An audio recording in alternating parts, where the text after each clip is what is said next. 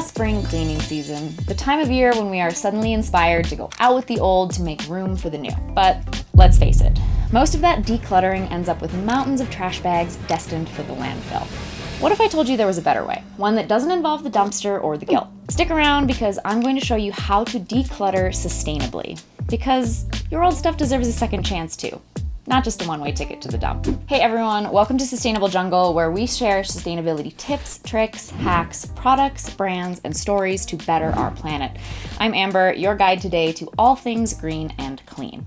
Spring cleaning is in full swing, and if you're anything like me, you've got closets, drawers, and maybe even entire rooms begging for a fresh start. I always feel this especially hard each spring because, as regular viewers may know by now, I live in a 400 square foot tiny house, out of which I also work from home full time, and run an upcycle crafting business, and run a little backyard homestead. So after a winter of wet, snowy boots, holiday shopping making, and just being cooped up inside in general since the weather where I live is so harsh, my house basically looks like a bomb went off by the time spring rolls around, and I am itching to get the mess under control.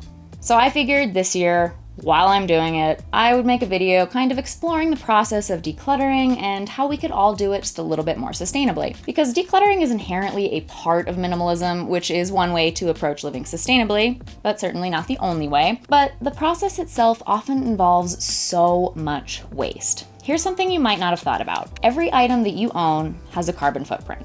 That's right, the energy and resources it took to make it don't just magically disappear or get recovered because you're over it. And I get it. In our excitement to clear our junk, it's easy to get carried away on the decluttering high once you just find that groove and just throw things away to get it immediately out of your life. And there is something definitely satisfying and cathartic about that in my experience, but at the same time, we don't want to just do it indiscriminately when maybe we don't have to.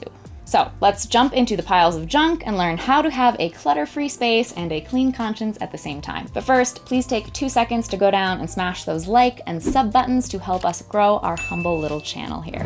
Before we talk solutions, let's take a step back and talk about why decluttering has an unexpected dark side. Every year, millions of tons of our discarded items end up in landfills, and the numbers are pretty staggering. Americans throw away about 11.3 million tons of textile waste annually, which mostly includes clothing, but also includes homewares like bedding and towels, things like that. But that's the equivalent of about 2,150 pieces of clothing per second, much of which could have been reused or recycled in some kind of way. Footwear alone contributes 300 million pairs to landfills annually in the US. And many of these, of course, are made of multitudes of synthetic materials that can take thousands of years to decompose, and even then will only break down into little microplastics instead of disappearing from the environment entirely.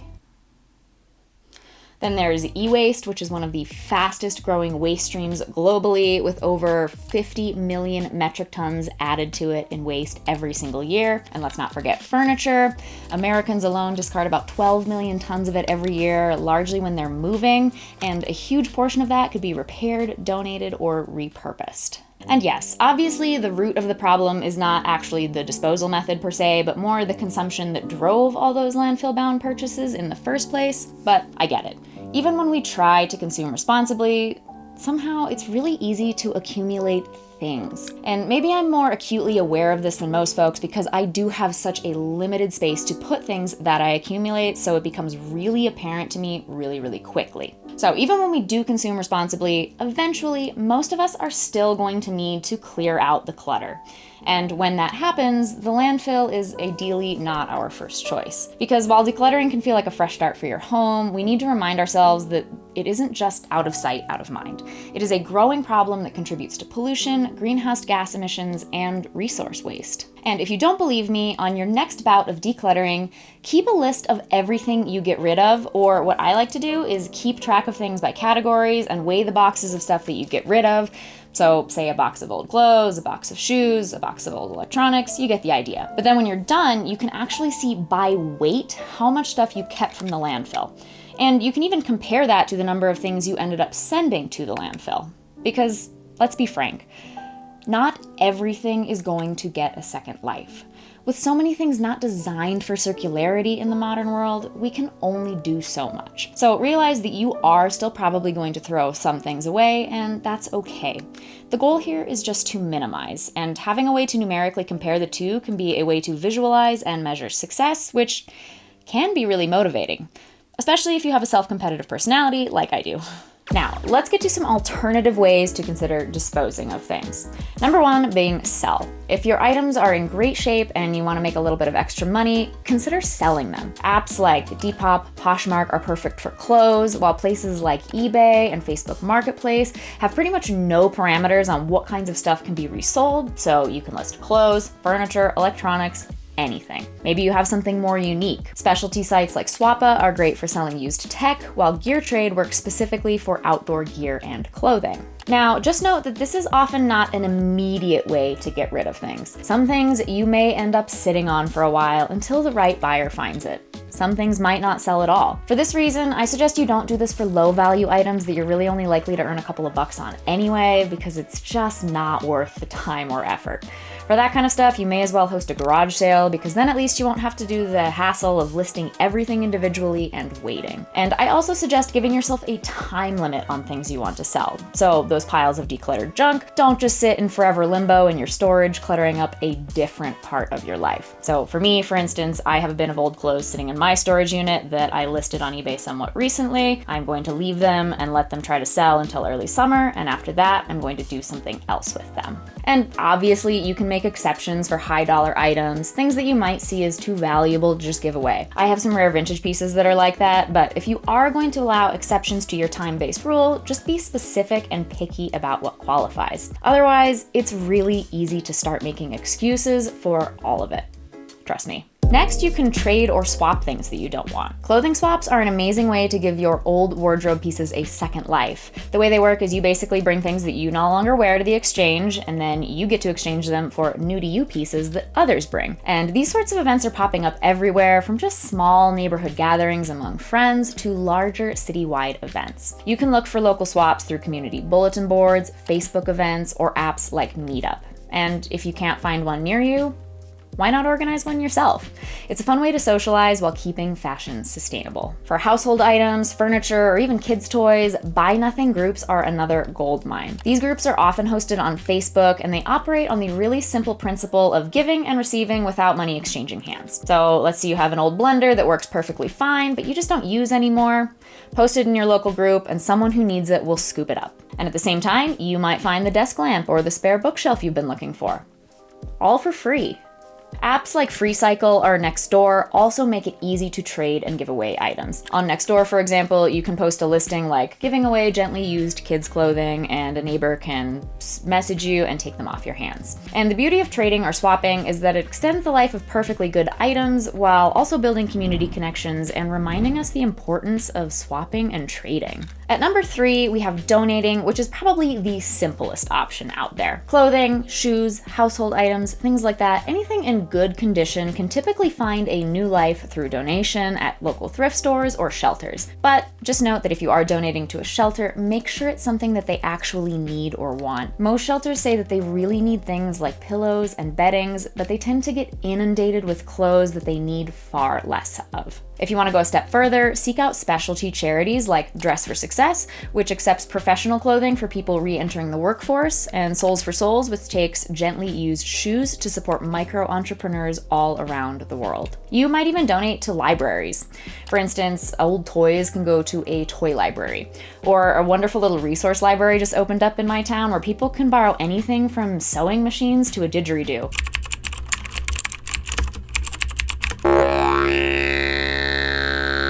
Just remember, donation doesn't mean dumping. Make sure the items are clean, functional, and worth reusing. If you wouldn't gift it to a friend, it doesn't belong in the donation bin. And if you're going to donate, commit to actually doing it. We've all had that bag of donation that lives in the car for way longer than it should and often ends up slowly working its way back into the house. So don't let that happen. So those 3 disposal solutions are for items that are still useful. But what about for things that are not going to be useful anymore? Say your old cell phone with a completely dead battery and a shattered screen. How can we get rid of items that aren't functional or are simply too cheap to be worth a second life as is. I'm looking at you, cheap Shein and Temu garbage clothing that doesn't even have resale value in thrift stores.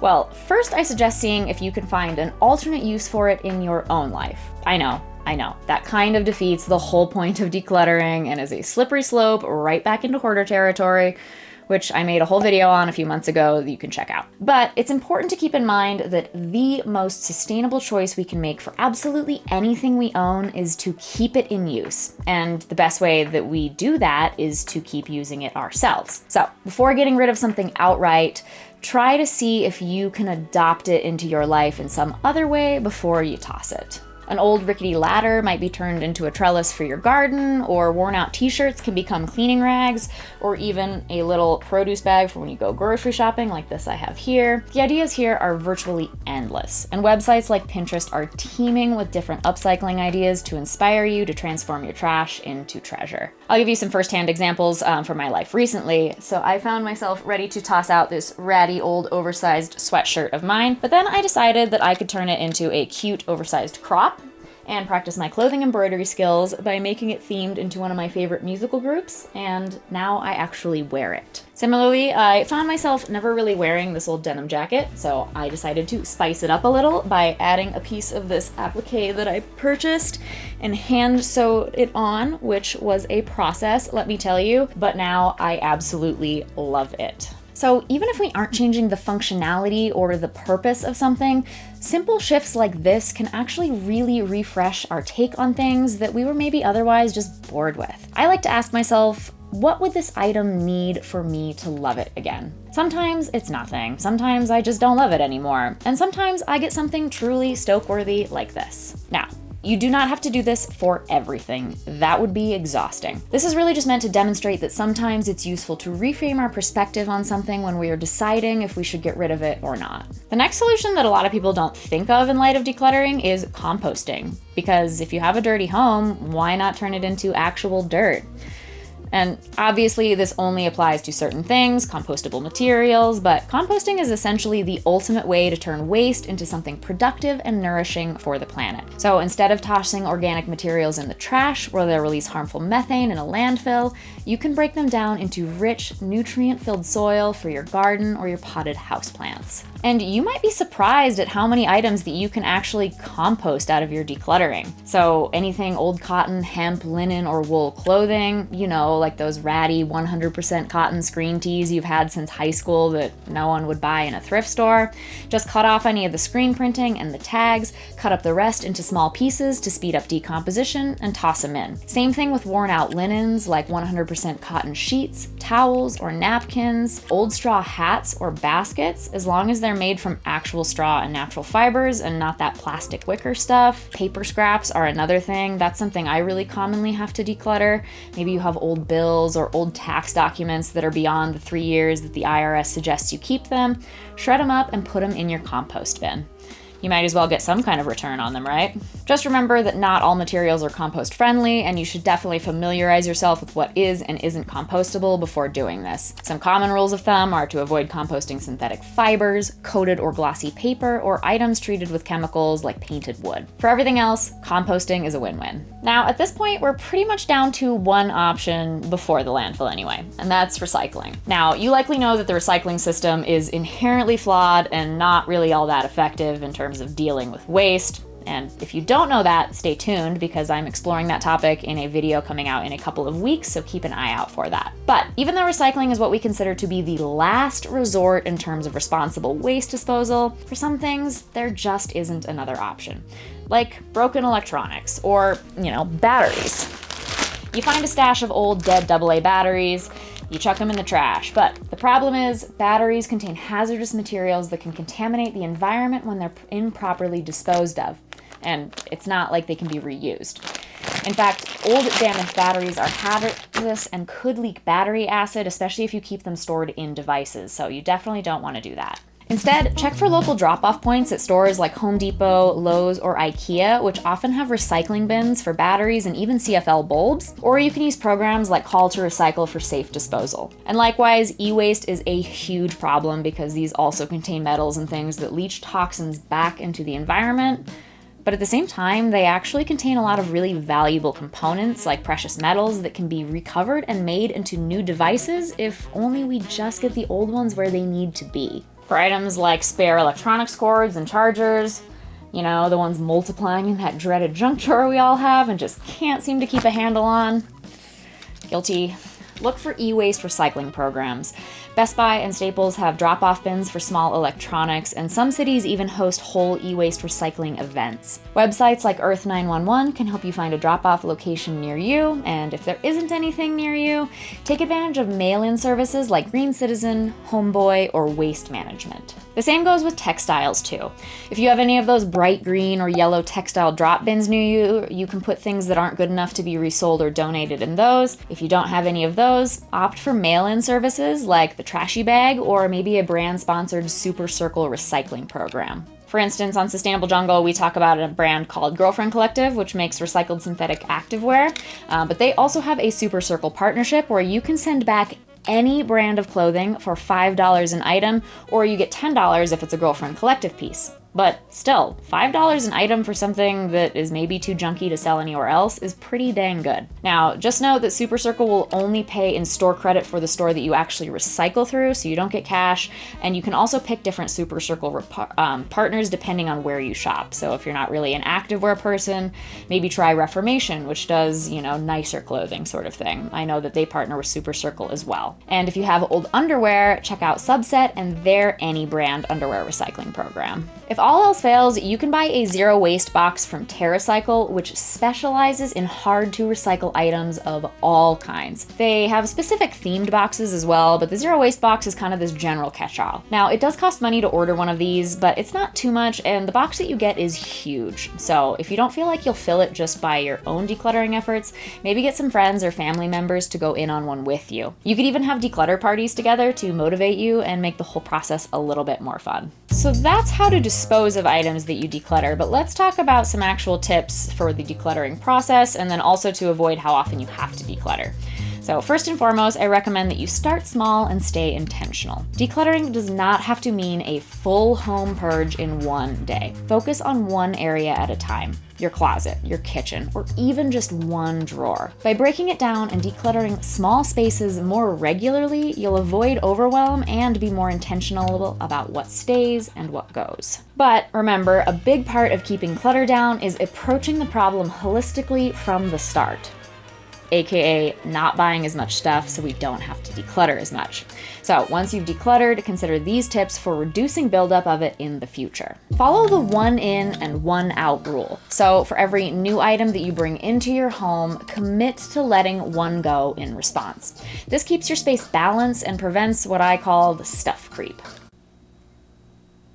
Future-proof your purchases. Think long-term with every purchase. Instead of cheap, disposable products, invest in high-quality, durable things that are built to last. For example, instead of buying trendy fast fashion, choose timeless wardrobe staples made of sustainable and durable materials. This not only saves money, but it also reduces waste and reduces how often you'll have to declutter those things in the long run, especially because timeless clothing will always be in style, whereas fast fashion trend cycles are so fickle and so quick that you'll have to declutter by next week because it's no longer in style. Next, practice the 30-day rule. Impulse buys often lead to clutter, so before purchasing non-essential items, wait for 30 days. This gives you time to decide if it's something that you truly need or if it's just a fleeting want. And you'll probably be surprised at how many things feel unnecessary after you give it just a little bit of time to reflect. And say no to freebies and just-in-case items. Free swag and I might need this one day stuff are some of the biggest clutter culprits, and as I talked about in my hoarding and reusing video, I fall into this trap a lot. Because I love reusing things and cleverly repurposing them, but sometimes I definitely go overboard on hanging on to weird little things just in case. So unless it's something that you truly need or it aligns with your lifestyle, politely decline free stuff and giveaways. And for those just in case items, just sit down and evaluate how often you've actually needed them. I hope this helps inspire your spring cleaning with a little bit of sustainability in mind and shows you that with some creativity, intentionality, intentionality and just a tiny bit of extra effort, you can clear your space without filling up landfills. And FYI, we have tons of different resources on our website about what to do with old XYZ. Pillows, mattresses, jeans, Tupperware, books, you name it. And those include some really specific disposal ideas for certain items that I felt were too specific to include here. So I will include a link to those in the description below if you want to check those out. So, who's ready to declutter sustainably? If you found these tips helpful or you want more ways to live sustainably, don't forget to hit the subscribe button down below and turn on notifications. And hey, if you've got your own creative decluttering tips, please drop them in the comments down below. I, for one, would love to hear them. Until next time, this is Amber from SJ saying keep it clean and green.